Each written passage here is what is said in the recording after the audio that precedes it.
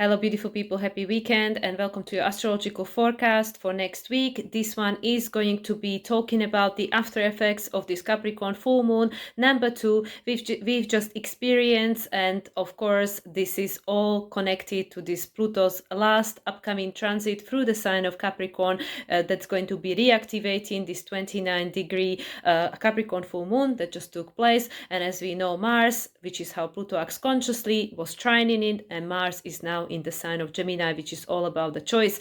But before I dive any deeper, let me just open this space to invite my guides, my higher self, and all the beings of light that want to be present for this recording and to share whatever message are relevant and applicable, and also we are allowed to hear this time. Thank you.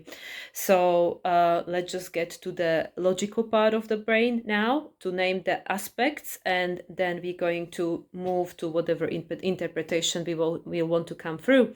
So we started this weekend with Moon in the sign of Capricorn, and then Mars made its final aspect from the sign of Taurus, which was the sextile to Neptune, which also has a Taurian flavor because it's the first sextile. Neptune, as we know, is retrograde. That is making us to go inwards and find out what is the true meaning of everything, reconnect us to our spirit world, to our true essence of who we really are, extension of the source, extension of the universe.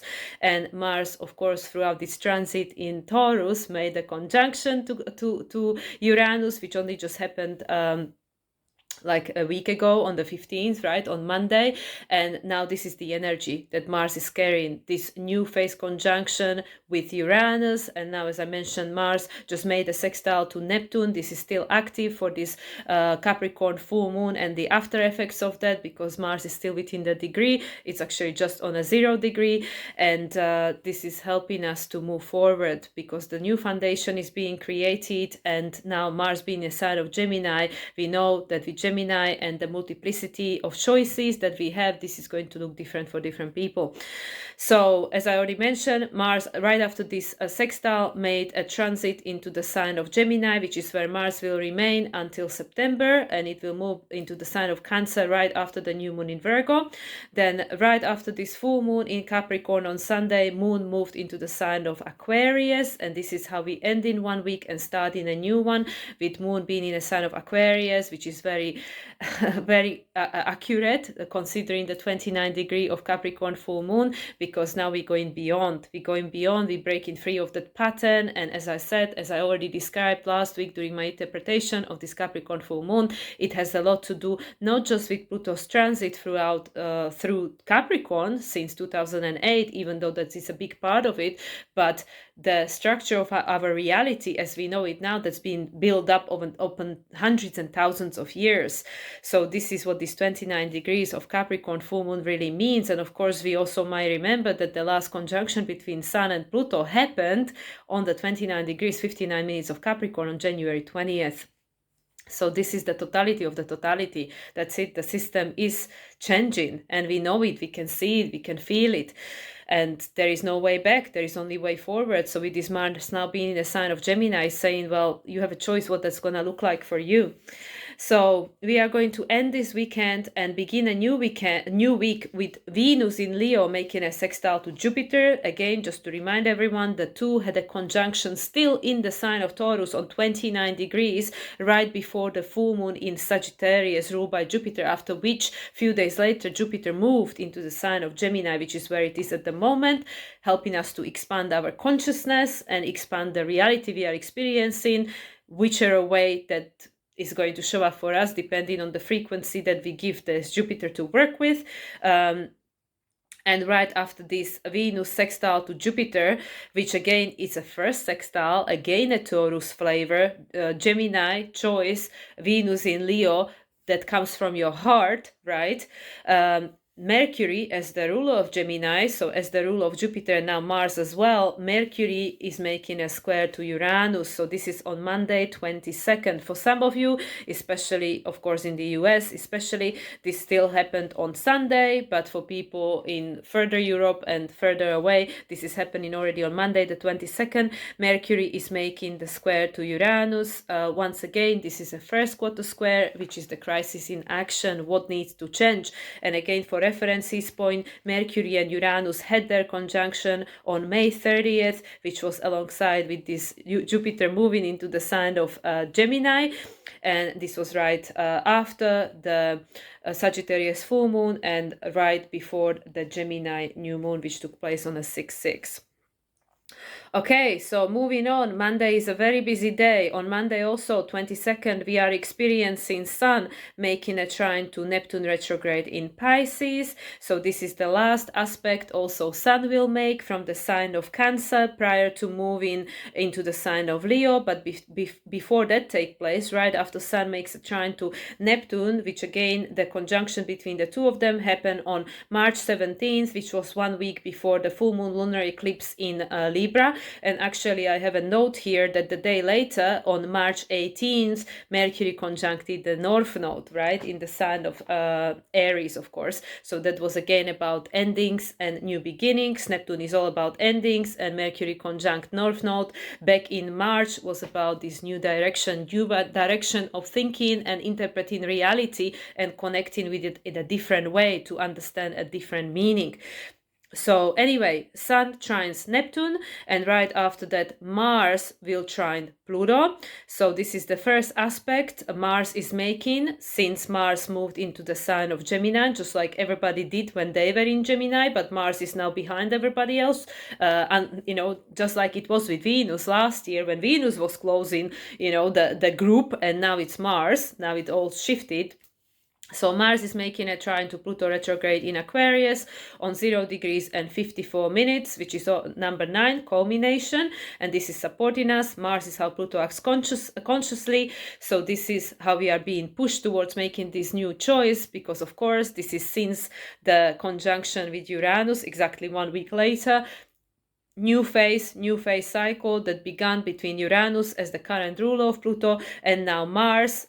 Mars is in the same sign as Jupiter. Mars actually will have a conjunction with Jupiter, conjunction with Jupiter in mid-August, right after the new moon in Leo and before the full moon in Aquarius.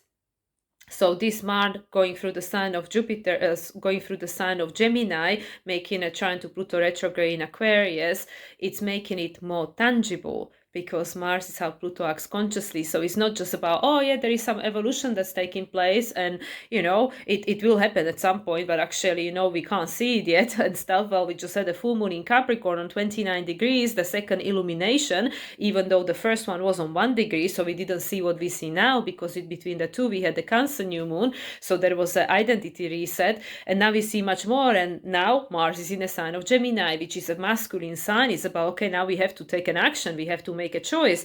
And like I said, shortly after that, Sun is moving into the sign of Leo. So at the time when Mars is making a trine to Pluto, Sun is still on 29 degrees and final minutes of the sign of Cancer, which is all about our inner world. And let again mention, this is under influence of Moon as the ruler of Cancer, being in a sign of Aquarius. And this is where Pluto is. And Uranus, that just being squared by Mercury, like literally on the same night, Uranus is the ruler of Pluto. So we can see how everything is connected here. Okay, moving on Tuesday the 23rd, Sun will make opposition to Pluto. Also, the first aspect Sun is making from the sign of Leo. So this is all about balancing what is out of balance, all about bringing the heart and the mind together, because of course Aquarius can be quite detached, like, oh yeah, futuristic, like let's already be there somewhere in the future. But then is this Leo like, okay, well, how can we catch up with this, this vision, and then what the heart is telling us, and then how can we create it? Because Leo is about creativity, that we have this vision of the future, and we absolutely already can see it manifested in this different timeline, but now we have to connect with our heart and manifest it into reality, like create it, with the fire of creation. So this is the opposition, what is imbalance or out of balance, which is becoming very felt in our heart, like, with the Sun transiting through the sign of Leo, we will become very sensitive, where we are experiencing joy or lack of joy in our life, because of course this is connected to our inner child. And as I keep saying and experiencing in my own reality, our inner child is going to have a tantrum if we just going to keep suppressing its need and ignoring it and say, no, it's all work, like this is what we came here to do, and the inner child, this is not what I signed up for. So with this opposition, there might be some balancing that has to take place, because we are going beyond, and the life that we are moving into is not about hard work. It's not about sacrifice. We already covered this. We already talked about this. Like I said, Sun just made a final trine from the sign of Cancer. That was a trine to Neptune retrograde. It's saying we need to release this old belief, Mercury square in Uranus, this old belief that life is about sacrifice, and this is how it is because this is how it's always been, because this is what we were being said by the program and the stories. And now this opposition is saying, like, well, it's time to look at it. It's being illuminated and bring it to the point of balance. And of course, we're not going to make it tomorrow, but when we experience both extremes, that we start edging closer to the middle point. Okay, on the same day, on Tuesday the 23rd, interestingly enough, Moon will move into the sign of Pisces, which is about culmination. What it is that we're releasing now that we experience this illumination between Sun and Pluto. And actually, yes, let's just mention again the last conjunction, which this is the midpoint, right? The last conjunction between Sun and Pluto happened on 29 degrees 59 minutes of Capricorn on January 20th, which was the last conjunction between Pluto and Sun in the sign of Capricorn in our lifetime. So this is the midpoint. This is where it's all becoming real, because it's being all illuminated in a bright daylight. Like the things that got seeded in January 2024 with this new moon in Capricorn, it was all like, oh yeah, sometime there later on in 2024 we are supposed to step into our strength and into our purpose, because the strength card, year number 8, the frequency of Saturn and Jupiter as well, about this expansion and manifestation and stepping into your authority. But now with these two full moons in Capricorn, with the Cancer new moon in between, and this now Sun going through the sign of Leo, it's all being illuminated. Also, Sun in Leo is in exaltation. Sun loves my mistake. Sun in Leo is in his rulership. Sun is exalted in Aries. It's in his rulership in Leo. This is where Sun is at home. It's being reborn. This is like where the Sun is king. Oh my God, please, Sun, forgive me for this big mishap to say that Sun in Leo is Sun in Leo, this is exactly where Sun loves to be, because Sun is Leo. So Sun making an opposition to Pluto, and right after that we are experiencing Moon moving into the sign of Pisces, saying, okay, now that we can see what is not making us happy, what it is that we need to release and let go of in order to stop being unhappy, or to decrease this or have less of these experiences in our life which are still connected to this old story of sacrifice and suffering, and believing that, well, this is how it is because this is how it's always been, this is what we were being told, and then we saw it all around us, we saw the proof for it, and this is how it's going to be going forward as well, because there is no other way. Well, this is not quite the case, right? Because the world is changing. Okay, and the first aspect actually Moon will make from the sign of Pisces will be the square to Mars in Gemini. And that actually puts Moon behind Mars, which is the crisis in consciousness, the square that we need to release something, not do something, but we need to release something that we need to liberate ourselves from, so the cycle can close. Okay, then Wednesday we will have Venus conjunct Vesta in Leo. Moon is still in the sign of Pisces. Thursday, Moon moves into the sign of Aries. Moon will sextile Pluto, trine Sun, and sextile Mars from the sign of Aries, rules by Mars. So this Moon is now being reborn because it had the square with Mars, and then it's closed its cycle, and now this Moon is in Aries. So it's saying, okay, we're ready to go. We're ready to go in this new direction, because we had this Capricorn on 29 degrees, and on all the rest of it that followed, that I just mentioned. Okay, then so this is Thursday, Moon in Aries. On Friday, Mercury will move into the, well, actually, for a lot of you, it is actually even for me here in England, because I'm looking at my ephemeris from Bulgaria. Okay, Thursday night. But for people in Eastern Europe and further away, India, Asia, Australia, New Zealand, this is already Friday the 26th. But Thursday the 25th, for a lot of people, Mercury will move into sign of Virgo, which is the sign of its rulership and traditionally the sign of its exaltation as well, even though in modern astrology Mercury is exalted in Aquarius. So Mercury will actually remain in the sign of Virgo until the end of September, because Mercury is already in his shadow preparing for his retrograde.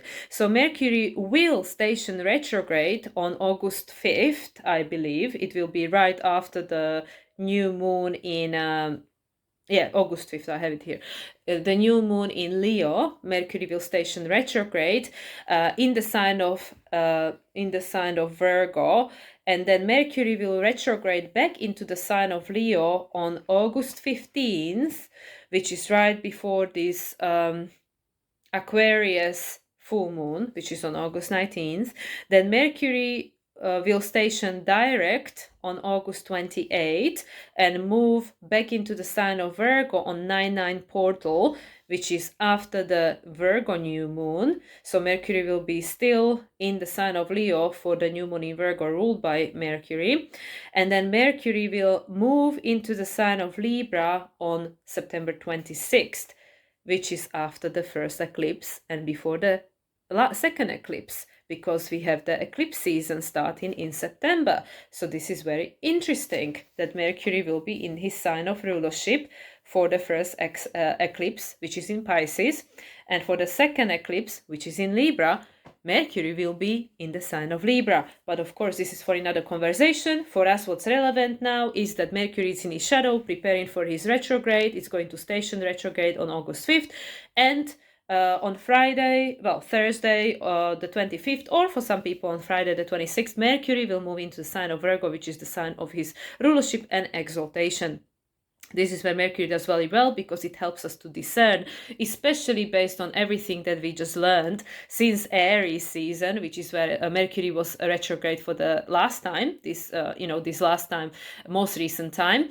And now, based on everything that we learned since Aries season, now we need to go retrograde, because now we need to rethink it, reevaluate it, feel into it, go inwards, right? In Virgo is very practical, it's an earth sign. And then we go back to Leo, because we go back into our heart, and then we go back forward, into Virgo, and then eventually into Libra, because we will create the balance by the end of September, which is eclipse season.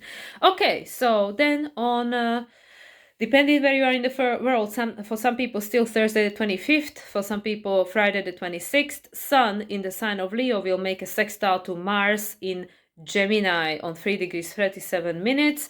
So the last conjunction between the two of them took place on November 18, 2023, which was a few days, 5 days after the new moon in Scorpio. And the one thing that underlined here, which is very important to mention, is that it happened exactly on the same degree as the new moon in Capricorn on January 11th, 2024, 20 degrees 44 minutes. What does it come up to? 10. 4 master number frequency adds up to number 8. We are in the year number 8. Number 2 is the number of duality, number of partnership, co-creation. Well, actually, technically, co-creation we can say is the number 3, Jupiter.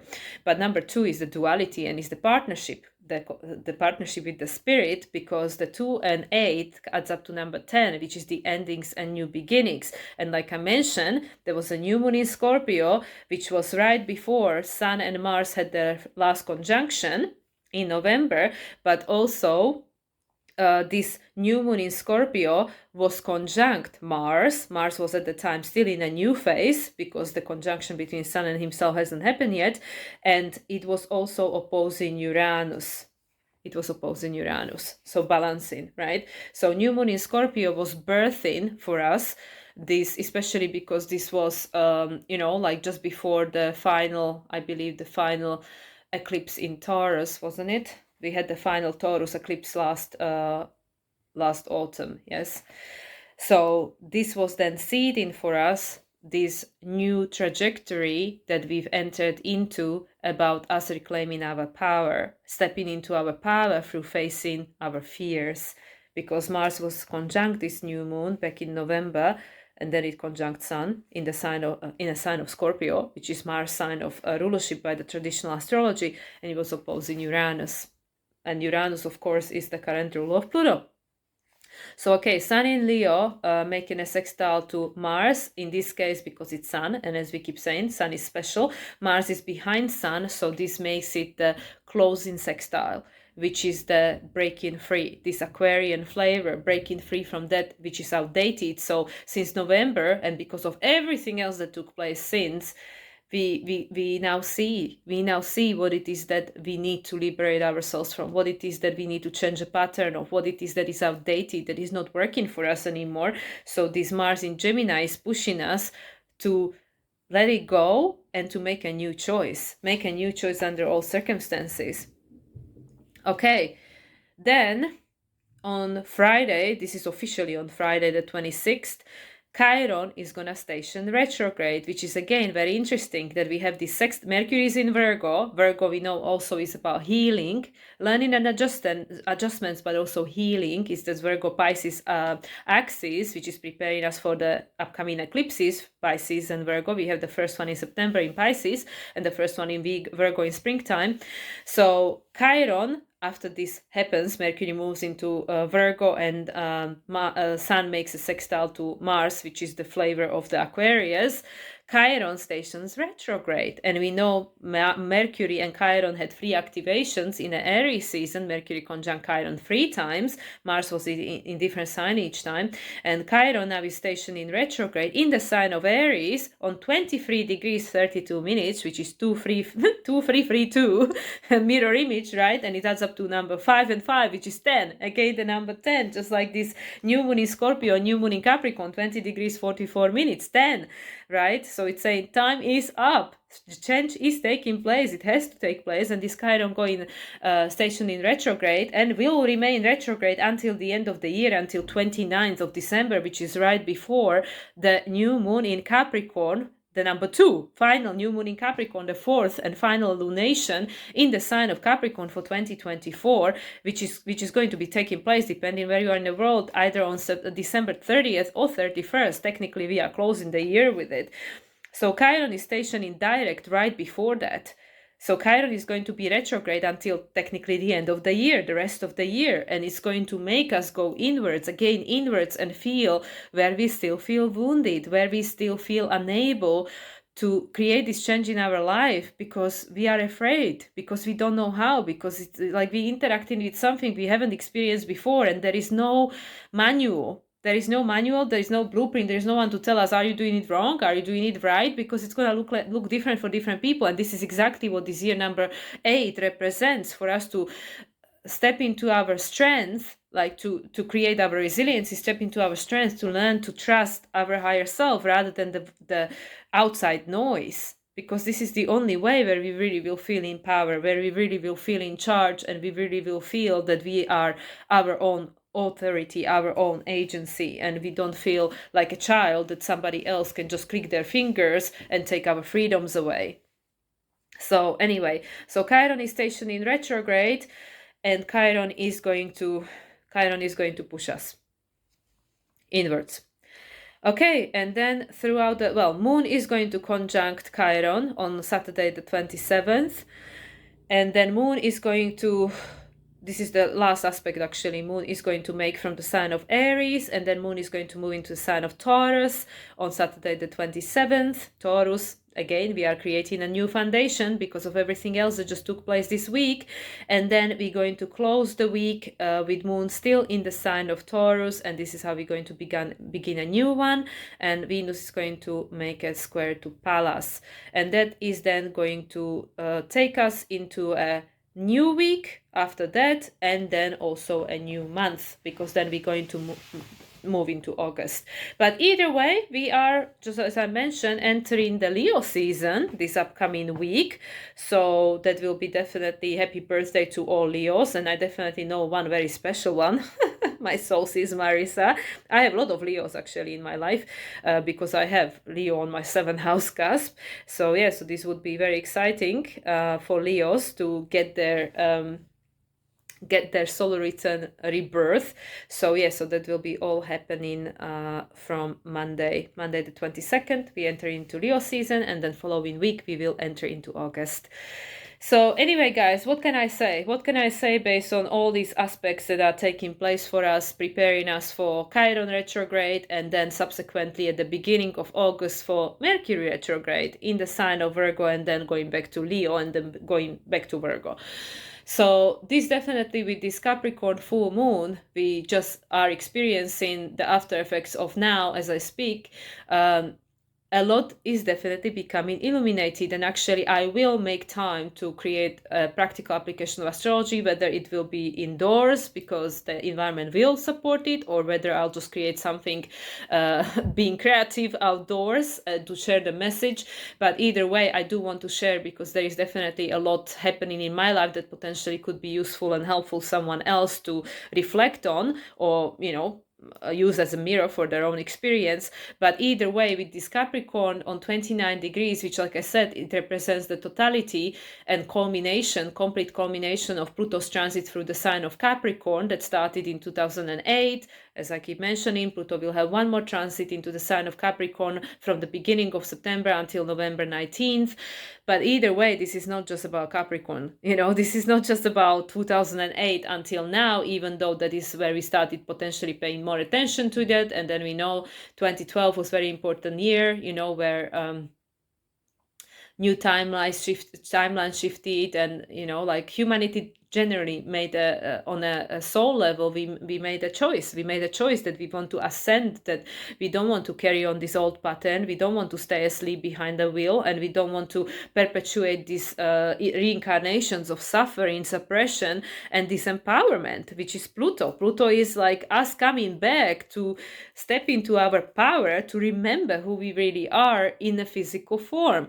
So with this 29 degrees Capricorn full moon, all of this is becoming illuminated to us. Like just now, we had all these situations happening in the world, whether that's what was going on in America, or now this situation that happened, 2 days ago that impacted the whole world technically, where the systems went down and everything. And this is literally why this is happening. It is the 29 degrees of Capricorn. It's saying that we need to decentralize. Aquarius, we need to decentralize. We are being shown by all these different transits and aspects, and we can literally we can focus on each of them separately and individually and dissect each of them, like step by step, like what all these transits, represents individually, with the Sun to Neptune and opposition between Sun and Pluto, and Mars trine to Pluto and stuff. This is all after effects of the Capricorn full moon. All of these aspects were already present and active during the Capricorn full moon.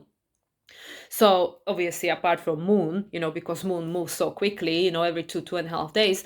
So anyway, so these things are happening in our inner and outer reality. And like I said, I have things to share with regards to my personal experience, my little microcosm, and how these things and energies are showing up for me. But we can see quite publicly how these things are showing up for us as a human collective consciousness, and our, on a global level, and how we are being impacted.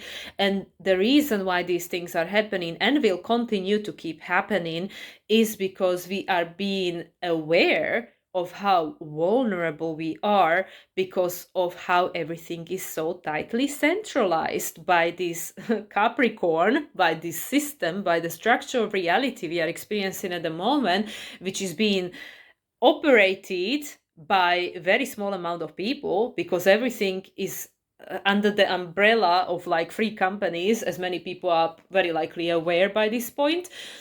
Free for companies and people behind this, whose name we will never know, because they're not public, they owe everything, and they have control over everything, and they are in charge of everything, and everything is connected to everything. It's like this massive octopus.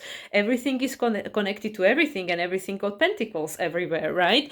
So this is not in alignment with Aquarian age. It is not, because Aquarius, the two parallel lines, are telling us that everyone is equal. It's people. Aquarius is the people, is the human collective consciousness. It's us, starseeds, wherever you come in from. Doesn't matter on your bloodline here, even though it's relevant for our human journey in this lifetime, right?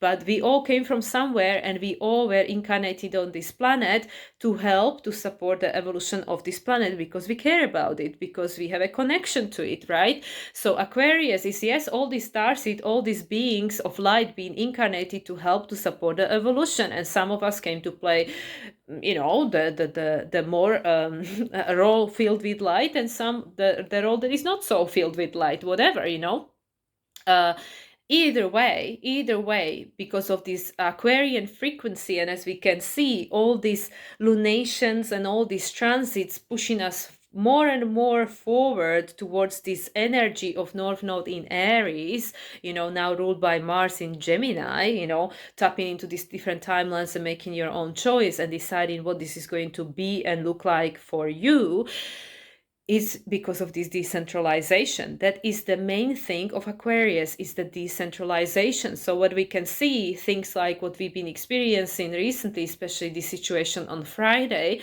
and how that affected all these different systems and our everyday reality, like it was very easy to get affected by that happening. It is showing us how vulnerable we are, because everything is so connected, everything is so tightly interwoven and in charge of someone else, and you cannot do nothing about it. There is nothing you can do because we don't have the control and power over these systems. And that is not in alignment with Aquarian age. Now, what does it mean? Does it mean like, oh yeah, I'm going to create now my own airline and my own everything and, run the whole life, run the whole world? No. But that means that we need to decentralize. That this is not actually evolutionary supportive for everything to be so tightly connected. So when one thing goes wrong, it has the power to affect technically everything else. Because of course that is like, just as I said, that of course that is happening on a spiritual level, that when something is happening in the world, it is affecting everything and everybody else, like energetically, because we are connected, we are all interconnected as a beings of light coming from the source, being the extension and the unique manifestation, and being our own creator and having our own free will, because that was what being given to us, being created in the, how you say, like as a mirror to the universe, as a mirror to God, right? But with regards to this human manifestation, this 3D reality that we manifested and are now experiencing the result of our manifestation of, this is no longer desired. This is no longer desired, right? Because the way that we're going to be tapping into these future timelines and deciding for ourselves which one we're going to be experiencing based on our frequency and based on our resonance. And that, of course, then is connected, because you have, this is all Aquarius, resonance, frequency, all this, quantum, all of that. This is all connected to Aquarius, but it's also connected to this Taurus and Leo. Aquarius is in opposition to Leo, Taurus is in opposition to Scorpio. This is the grand fixed cross. So we have this Taurus that is creating a foundation. And of course, this is a cross, which says that we have to break free from this fixation that it has to be a certain way, because this attachment and fixation it is good when we are creating this new pattern, just like we have with the cardinal signs, they create this new direction, there is this new energy that's coming through, but then you need the fixed energy to actually make something of it, that really makes it happen, manifest it, so it doesn't just keeps creating new thing, but nothing ever gets finished, right? And then, of course, we have the Virgo, as we can see with the Virgo generation, for example, or now Sagittarius generation, the most recent, that changes the pattern. It's saying that, okay, there's something that is outdated in this old generation, or, with the things that we've been experiencing prior, and now this needs to be updated. It needs to be something new, needs to be brought, into human collective consciousness. But with regards to this grand fixed cross, it is good while it is supporting the evolution in a way that, okay, we need to keep going, we need to persevere, but of course then it's got this, other aspect of it, which is about this rigidity and fixation, and like, oh no, it has to be this way, it has to be just this way, and now it cannot be any other way, because, this is like, we are so fixed on it now. So this is technically like why the mutable sign has to come in and go like, chill out, because the evolution keeps going and we need to flow with it, right? But when it comes to these 4 fixed signs, Taurus, Scorpio, and Leo and Aquarius, of course, they support each other because they speak the same language. So we have this Taurus, which is saying like, okay, this is my value, this is my foundation, this is who I am.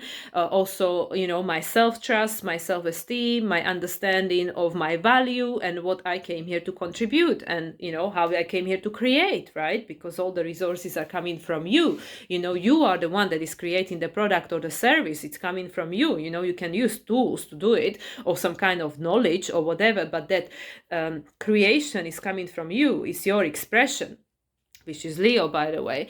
So we have this Taurus, and then in opposition we have this Scorpio. For as long as we don't trust ourselves and don't feel worthy and don't feel I'm good enough and don't feel that I have what I need to create what I want, we will keep externalize our power, look up to Scorpio and say, okay, what do I need to feel more powerful? Who do I need in my, ring or in my team to feel more powerful, right? And if we don't have that sense of like, I'm enough and I have everything I need, and yet there are people to support me and stuff, but whether they're there or not, that doesn't take anything from me and my sense of value. And then, like I said, we have the Leo and Aquarius in opposition. Leo is the heart, is your authentic expression, is your inner child, is your purpose, is your destiny. And then that will lead you to this next level, to Aquarius, in opposition. It will lead you to this expansion, to this going beyond everything you experienced before. And obviously then all these signs are supported by the air and fire signs, and then there is this in conjunction or, semi-sextile or whatever with the earth and water signs, So anyway, so we have all this, like everything is always connected and everything always communicates. So where am I trying to go with this? I don't even know. Let me think about it. So where am I trying to go with this? That this is really important, especially because all these recent energies that we've been experiencing, especially Mars-Uranus conjunction, happen in the sign of Taurus. And while everything, whatever else was happening, Mars as the ruler of the North Node, it was in the sign of Taurus, impacted by Venus. So whatever Venus was doing as the ruler of the South Node was having an effect on Mars in Taurus until, recently, until like yesterday. And this Mars now moved into the sign of Gemini. So this Mars was helping us to create a new foundation. First, while, Venus was going through the sign of Cancer, you tune in, you tap into your emotions. That's why so many things were stirred up and coming to the surface through our feels, like this, very likely this month was like a complete turbulence with regards to how we've been feeling, and just these ups and downs and everything, and it's all these strong emotions bubbling to the surface. And then we had this Venus moving into the sign of Leo. Sorry, I just had to pause for a second because somebody was at the door. Okay, then we had the Venus moving into the sign of Leo, which is now like, okay, now let's take it to our heart. Now take it, let's create something from it. We feel the feelings, and now there's this fire of creation that then is going to go into Virgo, which is this earth, right? So now Mars is in the sign of Gemini. So it's connected to Mercury. Mercury is still in Leo, just about to move into Virgo next week, and then it's going to have a retrograde. So all of this is going to be affecting Mars, because Mars is now in the sign of Gemini. As I mentioned, Mars is going to have a conjunction with Jupiter. Mars is in a closing phase with Jupiter. They're going to have a conjunction on August 14th.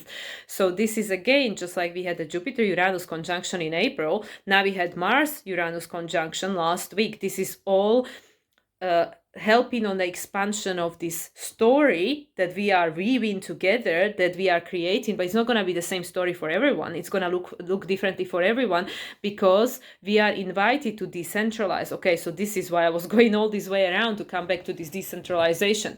So all these aspects of the ground fixed growth are needed, like we need to know who we are, but not be rigidly attached to it, like, yes, this is what I came here to offer to, to this earth, this is how I came here to contribute, but like nothing is static, nothing is stagnant. So I keep growing and evolving, you keep growing and evolving, and that my contribution keeps changing, because the more I keep growing and evolving and letting go of this density that I came here to also work on and resolve, the more I have to contribute, right? Because it's not like tainted by this restriction and stories of the past.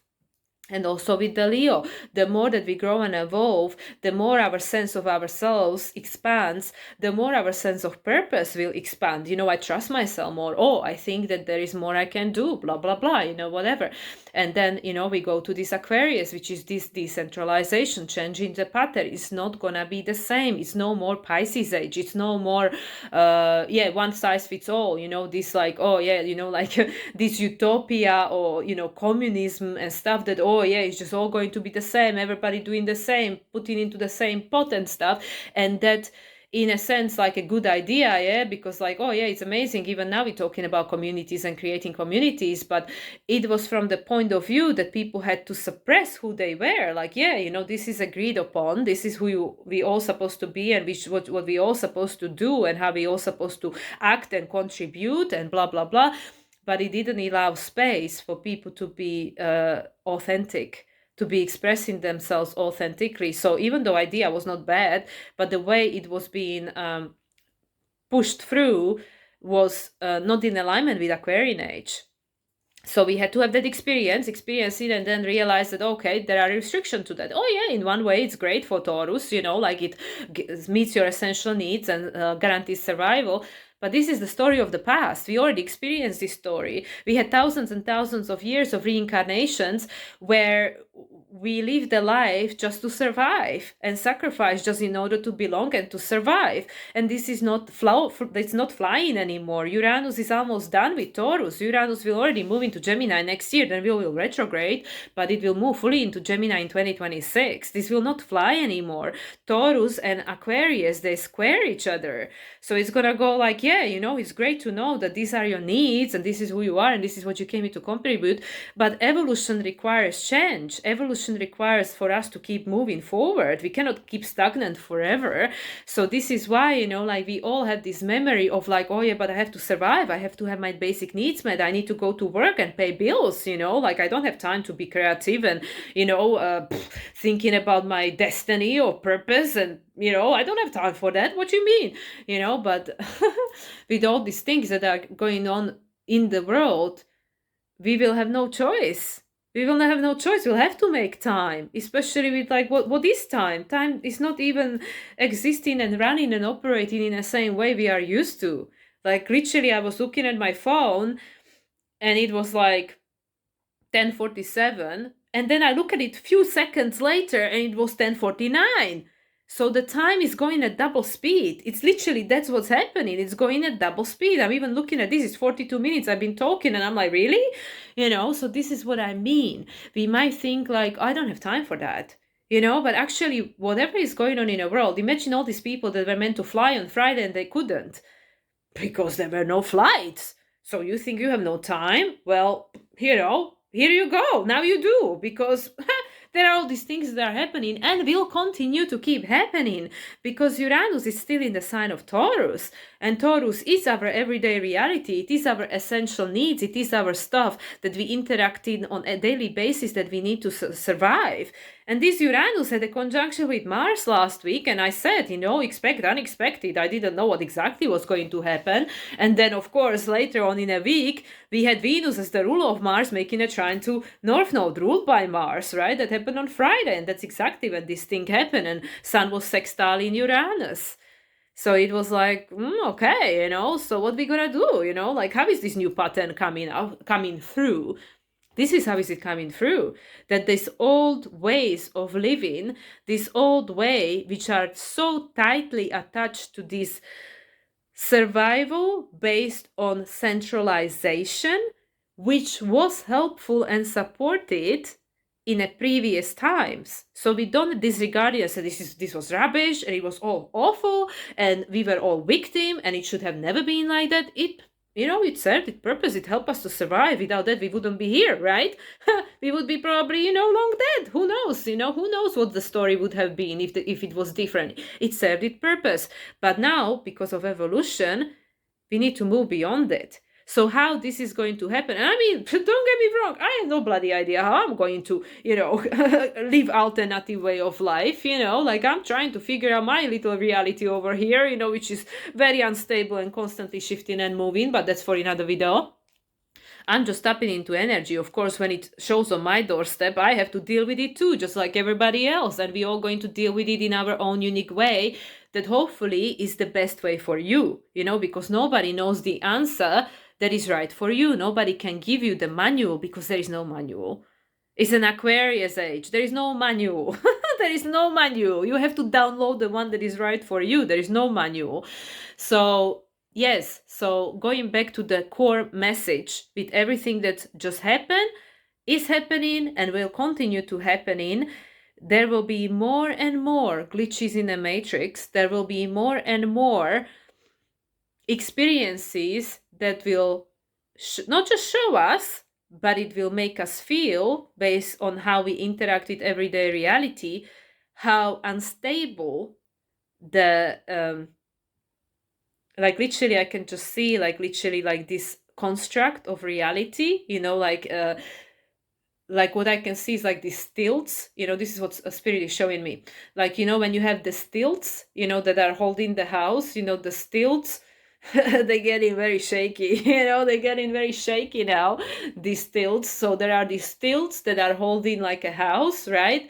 And these stilts are just going to like, like when, especially when you were a kid and you would like put your leg out and somebody would trip over it, and the person would fall on their face, unfortunately, because kids do what they do, right? They think it's funny and other things, because yes, kids are divine, but they are rough, they are diamonds in rough, yeah. They need a little bit of nurturing to soften the edges, let's just say. But anyway, that's again is for another conversation. But this is what I mean, like when you like put your foot up and then something will trip. This is what I feel. There are these stilts, I can literally feel the matrix is on these stilts, right? And the spirit is going like, pop, and the still is going to go, and then it's like, one side of the house is gonna go because the stilt is like a little bit shaky, wobbly, and potentially getting much shorter, one side of it. So this is what I'm getting, that these stilts, these things, this structure, these things that are holding things together, they will become more and more unstable. And again, I don't know how this is gonna show up. And like I wish I could say, and I say cancel, clear, delete, and release. And I wish that was not necessary to happen. I wish that everything would just happen organically and much smoothly, and we would just create this system, this alternative system that will replace the system in place at the moment that are not really pro-humans. Let's just face them. They are built for us, but they're not really human oriented. They're not really supportive to human soul, let's just say. But unfortunately, that's probably not how it's gonna go down. It's not gonna affect everybody in the same way. And again, we choose our own timelines, but in one way or another, everybody will be affected because we are all interconnected as a network of souls operating as a human collective consciousness right here, right now. And this is happening because of this decentralization.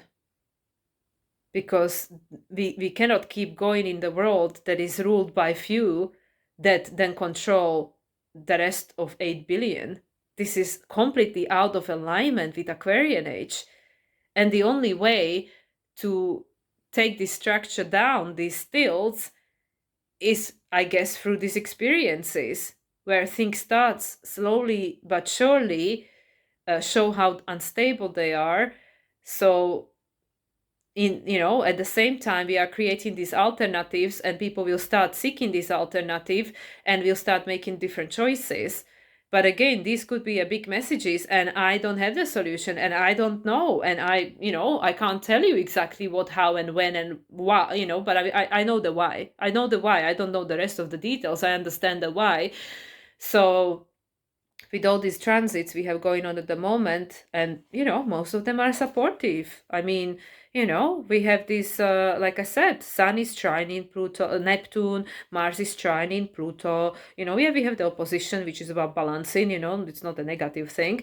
And then we have this sextile between Sun and Mars, and Chiron station in retrograde. We have this square at the beginning of the week between Mercury and Uranus, which is about crisis in action. We need to start perceiving things differently, but we know that since the Aries season, when Mars was going through Aries and then retrograde, and conjuncting Chiron 3 times, and now Chiron is stationed in retrograde. So it's going to take us inwards again, and this is going to be the continuation for the remain of this year until December 2029. So with Mars being now in Gemini, we will, and this is what I feel this entire year, even though it is year number 8, and it is the strength, and it is the Saturn and Jupiter, I feel very strong Mercury. Why? Because Mercury is the ruler of Jupiter, right? So we will all have to make a choice. And whatever choice we make, is through our free will. We have a choice, even though we don't always like the options, or we don't, think that there might be a choice, but we always have a choice, always. And with all these things, and again, like, what does this mean now? I'm gonna have my own, airplane company or something, or I don't know. I don't know, guys. I don't have the answers. I don't know what it means. All I feel, all I'm saying is what I'm feeling and what I'm tapping into here, and what it really, and why is it happening? Why is it happening? Because of this necessity for decentralization. And like I said, Uranus is already going to move into the sign of Gemini next year. So we are paying strong attention to the sign of Gemini, and Mercury is always moving, because we are continuously recalibrating, because our consciousness is expanding, our sense of who we are is expanding, and our sense of why we're here is expanding. And now with this Leo season kicking off tomorrow on Monday, we are being again brought back into our heart. And however that's going to show up, whatever is going to be the reason for that, So anyway, and this is of course then going to take us to the new moon in Leo, which will be the next lunation to follow. But anyway, I hope that this makes sense. Like I said, I don't really have any exact answers, and I don't do predictions. And I am not in no way saying prediction is going to happen like this or whatever. I don't know. And again, it's going to happen for different people. So it's the predictions are not really necessarily 100% accurate, because, probably the most near ones. But in a longer term, no, because Gemini is this tapping into different timelines. And based on what timelines we connect with through our frequency and vibration, the experience of the reality will be very different. So yeah, it is just those are really not unstable, but very fluid times. These are very fluid times that we are living through right now, because this 29 degrees of Capricorn full moon and Saturn in Pisces retrograde, Neptune retrograde, and now just about Chiron going retrograde, these are very fluid times. Things are continuously changing, because there are all these opportunities for healing being brought to the surface through all these shocks, or doesn't have to be shocking, doesn't have to be painful. It could be just like realization by tapping in, tuning in, and seeing things differently. And at the same time, the more the healing takes place, the more options are then becoming available to us, because we open to wider potentialities. So anyway, like I said, I don't even know if this makes sense, but this is what I got. So I'm going to now pull some cards. I have some very interesting decks which I used before, but I feel these were what wanted to speak, especially with what we're dealing with right now. So I'm gonna start with the Sacred Destiny from Denise Lin to see what is all this about with regards to, karma. Destiny is just your higher self in charge, right? So let's see. Sacred Destiny, what is the message with regards to this Capricorn full moon 29 degrees after effects, and what is this trying to show us, and what is the way forward? Okay, let's see. Spirit, what is the message, please?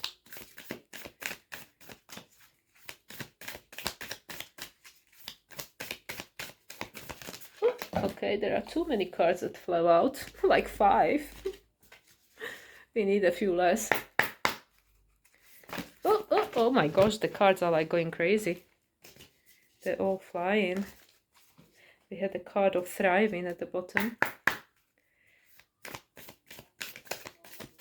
Just one card, Spirit, please.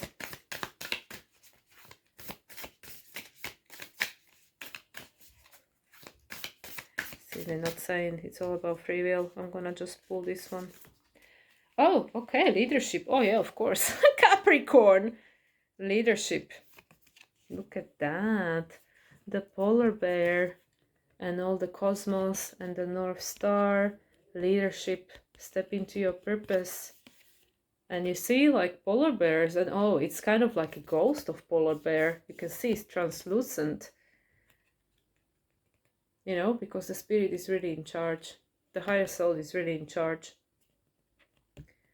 So it's again about this co-creation with the spirit, allowing your true essence to guide you on this path that we cannot even truly see, but it's what we decided before we even came here, when we were still just a star, right? Leadership. Capricorn. And at the bottom, it is the thriving, so let's just keep it. Thriving. Look, higher perspective. And all this pink, you know, rose tinted glasses. And yeah, this is like a gibbous, right? Now, I never know if it's waxing or waning, you know, without it saying. But yeah, these giraffes, higher perspective, thriving, and you can see all the light. Okay, let's see what these cards have to say. Okay, let's see. Leadership.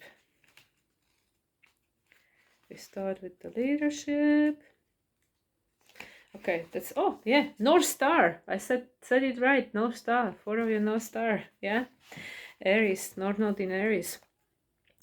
In Western culture, we wish upon a star. Oh my God, isn't that the card we had last week? Wish upon a star.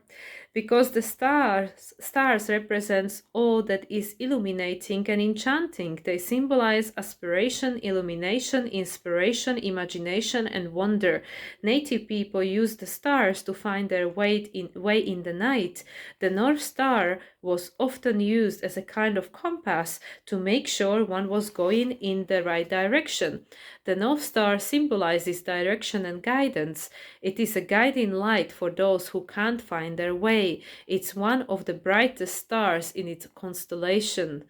The sacred landscape wants you to know, just as the North Star is a beacon for travelers in the dark of the night, you are a beacon for others. It's time to step into the light and take your leadership role. You are a teacher, steward, guardian, and healer, a true leader. Own these gifts. Come into the light. Don't hold back. Let the world see your light. The greatest leaders are those who know how to serve and act as stepping stones for others to reach their dreams. If you have been hiding in the background, it's time to break out and become the light for others. Through this, your stars shine brighter. Yeah, but this is it, you know, with the Aquarian age, there is not really like a one leader. We just like we are equal and we lead each other. You know, there is no one that is better than someone else. It's just by us being who we are able to motivate and support others, but not by taking their power away. So yeah, and the North Star, the North Node is in Aries, and Mars is in Gemini.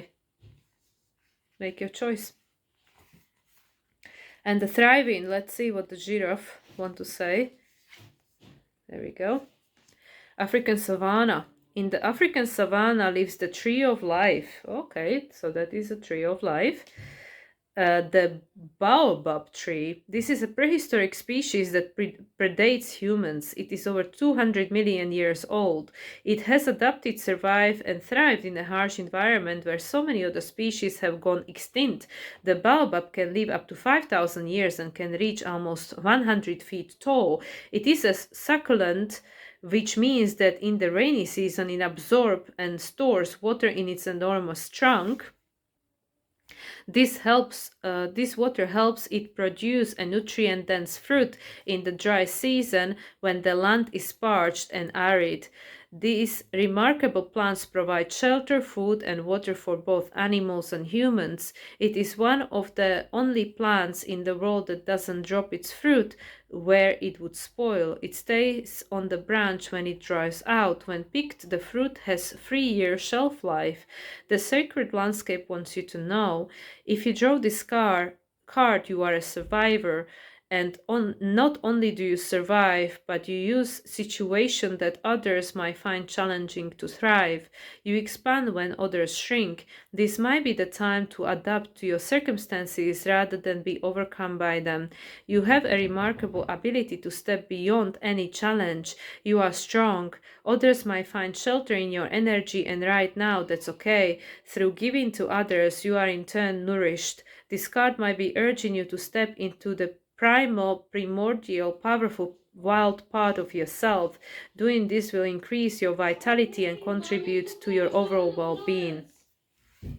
Okay, so what I feel here through these two cards is that, Leo season, we are invited to step into our authentic expression because this is the best way we're going to support one another, and also when we are authentic and living our purpose and we are, living from our heart, we are actually happy and it's much easier to connect because, it's like seeing through the heart, not through the mind, and our heart doesn't judge, heart doesn't polarize. And also with the thriving and the survivor, everybody being alive right now, it's here, it's a strong soul. We wouldn't come here if we weren't able to um, to, to go through these situations that we are experiencing at the moment. So the soul, it has everything it needs to overcome these challenges, right? So all these souls that are currently incarnated, in a sense, look at yourself from this perspective that you are a powerful being for being here at this time, and you have everything you need to succeed through going through these challenges. So just stay true to yourself and follow your North Star, follow your heart, follow the guidance that's hiding within. And this is how we're going to create the new earth. This is how we're going to change the world, by supporting one another. This heart-centered consciousness, this Leo in opposition with Aquarius, by us allowing each other to be who we are, and not feeling, threatened because of this. I'm sorry, but this slamming of the door in this house is distracting me from my flow. Like I said, when we are when we are authentic and when we are able to live from our heart and be authentic, then it is much easier to connect, because rather than seeing what's lacking, when we live in our authentic expression and in alignment with our needs and values, it is easy to connect. It is much easier to connect because we don't feel we lacking something, because we are giving it to ourselves, because we are not suppressing ourselves, we are not suppressing our true expression. And it's the thriving. The thriving is in becoming your own leader, and therefore becoming leader, becoming motivation to others to do the same. Anyway, let's move to the second deck, and I'll have to wrap up this soon because there are activities going on in this apartment now, and it's really disrupting my flow. So the second deck that I want to use is the Oracle of Delphi. So let's see what the Oracle wants to say. Okay, Oracle of Delphi, message for these current energies, please. Message of guidance.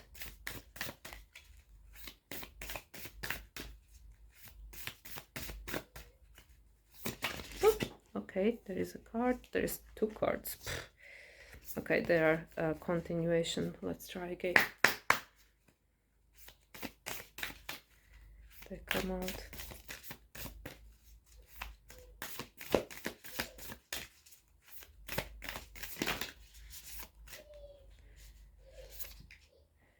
Poet, inscribe, envision, write, and recite.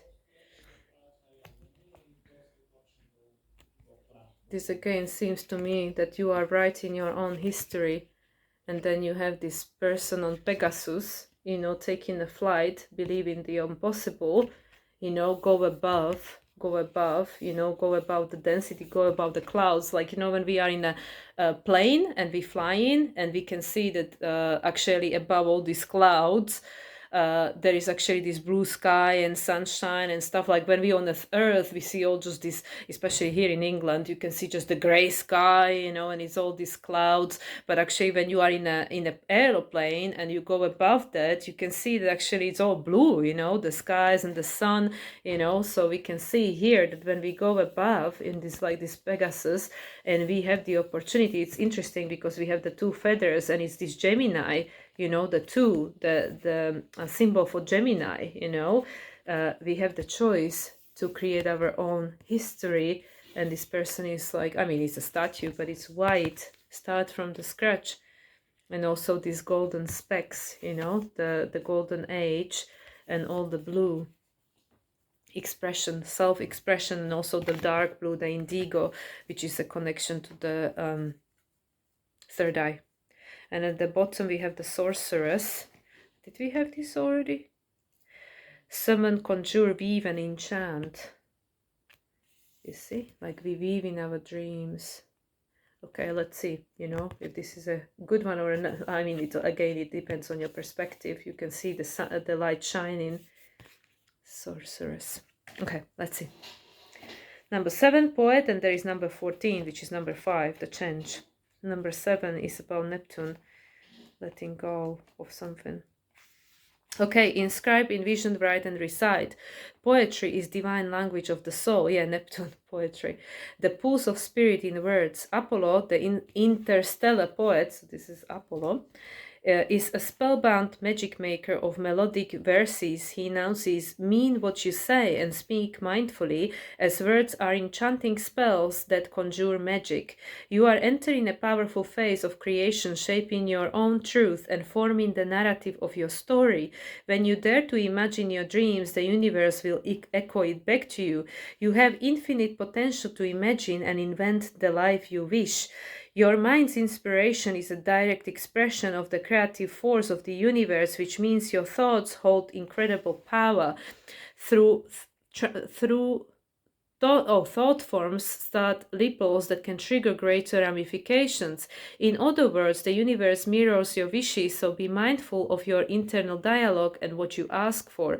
Like poetry, words expressed with real feeling and intention have the power to invoke the senses and create magic. Emotion fuels the meaning of words. Without it, your exchange of ideas might be lifeless. Both the written and spoken word are like poetic spells. They have the power to inspire positive change, and unfortunately sometimes the opposite.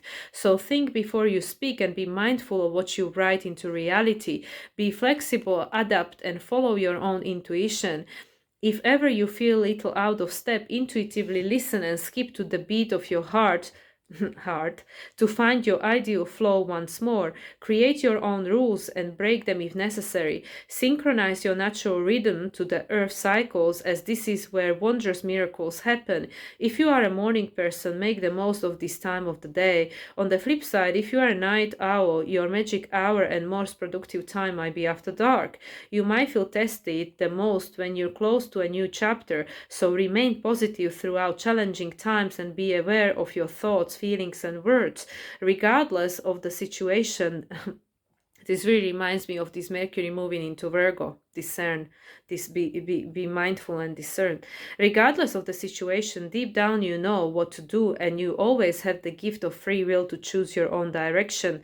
Listen to the poetry of your soul to express authentically and seek a more graceful way forward. When you trust in your ability to collaborate with the cosmos, where is it? Yes.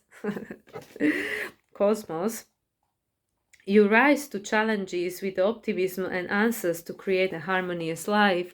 The oracle's prophecy, Poetic and meaningful words are influencing change. Chakra, throat, creative and authentic communication. Talisman, sodalite crystal, encourages creativity and true expression. It supports lucid thought and intuition along with verbalization of feeling. Faith in action step. Explore intuitive writing. Write 2 pages of unedited stream of consciousness each day for a week and see what insights emerge.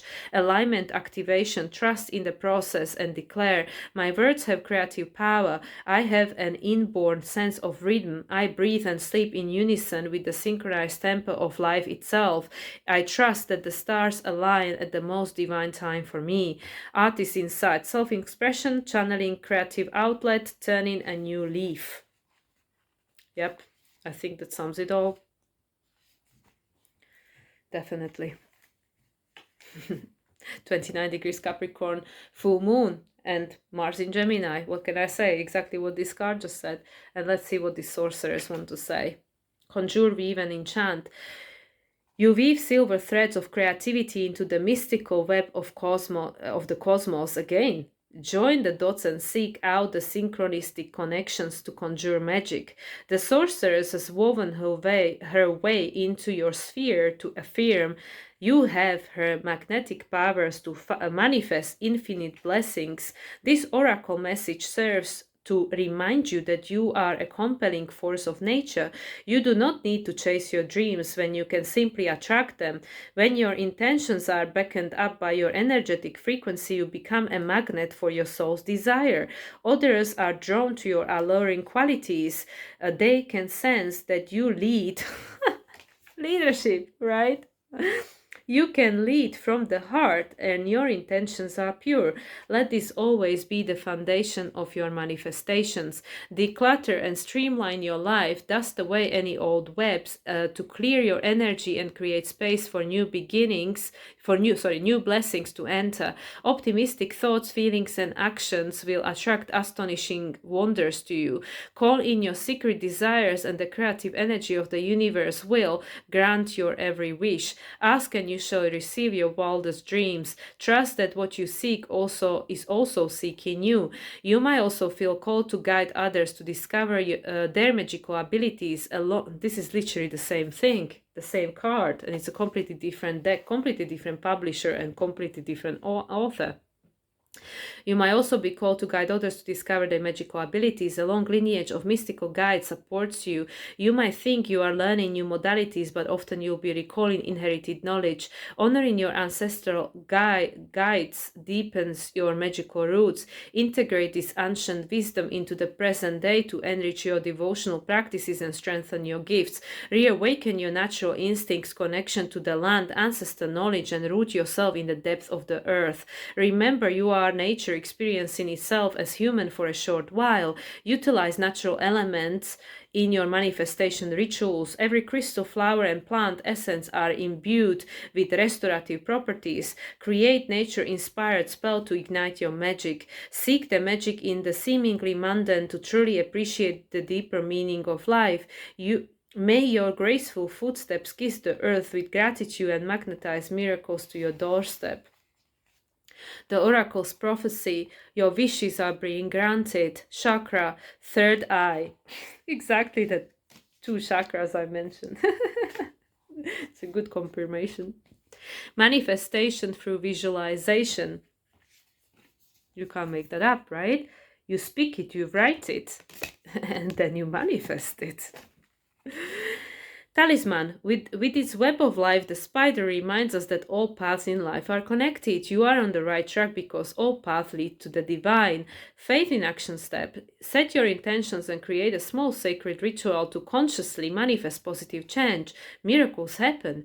Alignment activation. Step into your sorcerer's archetype and declare with confidence, my natural magnetism attracts everything I desire. I embrace the wisdom of age and flow with the divine laws of nature. Artist insights. Awaken your power. Tap into your magic. Don't chase. Attract. I love this deck. This is such a beautiful deck. That's a Susie Sherrup, Oracle of Delphi. Okay, and this actually, what I wanted to say before I got distracted by the door slamming. you know what they were saying about this baobab, this tree, right, that doesn't shed its fruit and it goes to waste but it dries. That's what I feel, you know, through all these different lifetimes that we experienced prior, you know, prehistoric previous lifetimes.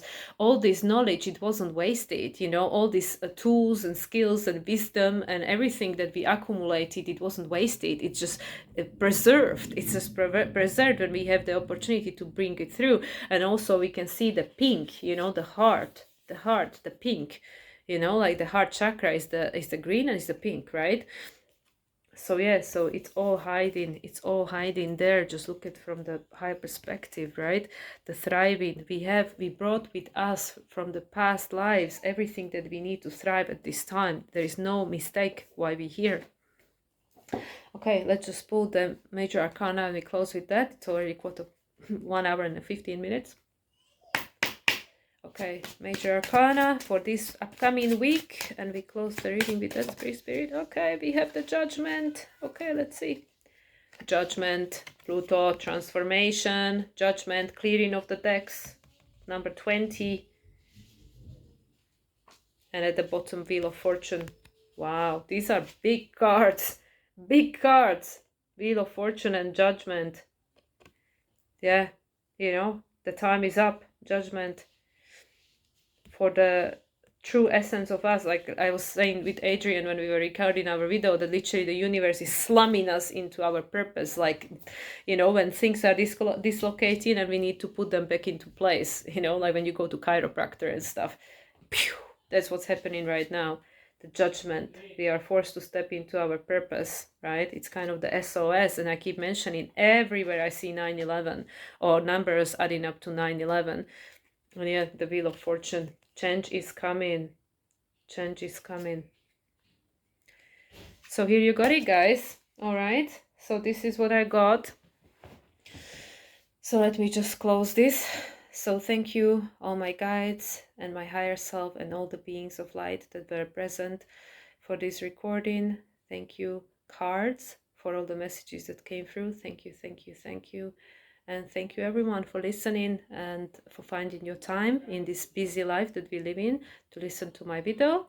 And if you enjoyed, please like and subscribe. And yeah, I still have my sale. I decided to keep it ongoing for a little bit longer. So I still have my 25% sale if you would like to book a reading with me. And I wish you all a wonderful week ahead. And I'll speak to you again soon. Much love everyone and bye for now.